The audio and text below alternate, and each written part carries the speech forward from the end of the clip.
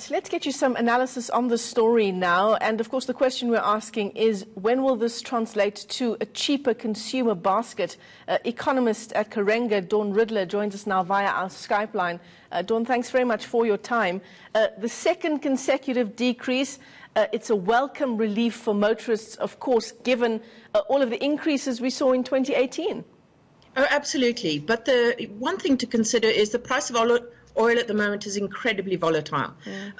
When you look at what the price was this time last year compared to now, it's dropped dramatically. And we have absolutely no control over that. In addition to that, our exchange rate compared to this time last year isn't great. So that one rand 22 drop should in fact be more if our exchange rate was better. But we can expect that oil price to stop dropping quite so dramatically. Obviously the OPEC countries don't like it being that low. They lose out a hell of a lot of money when it's that low. But from here on out, it's going to be dependent much more on our exchange rate than the price of oil. Dawn, you sound like you're not very optimistic, like you're perhaps telling us to not be as excited about this decrease. Absolutely. Quite frankly, the OPEC countries prefer the oil price to be around $70, not around $50. And what they will do is cut back on production. They're already starting to do that.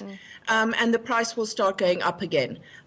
So I think this is a short-term volatility and to make hay while the sun shines. In terms of the benefits to consumers, I mean, this lower petrol price would have to be in place for a lot longer than just a couple of months for us to actually see that consumer basket cost less in the end. Oh, absolutely. Absolutely. Transport as a sector makes up about 14% of the CPI. And not all of that is petrol related, of course. But the cost of petrol impacts all kinds of transport. The transport of food to the stores, all of those kind of things are also impacted. And although inflation has been going up gradually, it's still only at 5.2%. I don't anticipate the drop in oil really decreasing that. We're at the beginning of the year, and that's when a lot of the manufacturers and the retailers put up their price. Uber put up their price last month.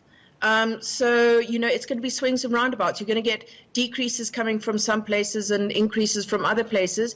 But no, I don't think it's going to have any effect on inflation in the short term. And, whenever the energy minister makes an announcement like a drop in the fuel price, there is a lot of sort of celebration. There's a lot of upbeat feel to his statements that he does make.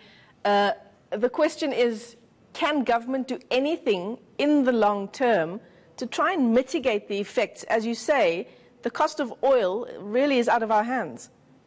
It is completely out of our hands. And if we're looking at government intervention, we're looking at subsidies, which happens all over the world. I mean, Botswana is a great example where you get that, and their price of petrol is a fraction of what ours is. So it's a matter of then government has to then subsidize that price, and that money has to come from somewhere, and that comes from taxpayers. And they're probably better places for the government to place their money than by subsidizing the oil price. I think we just have to live with the fact that it's volatile. Well, thanks very much for giving us some more sobering perspective there on this drop in the fuel price. Dawn Ridler is an economist at Kerenga. She says perhaps don't celebrate too quickly at this drop in the fuel price, but enjoy it while you can.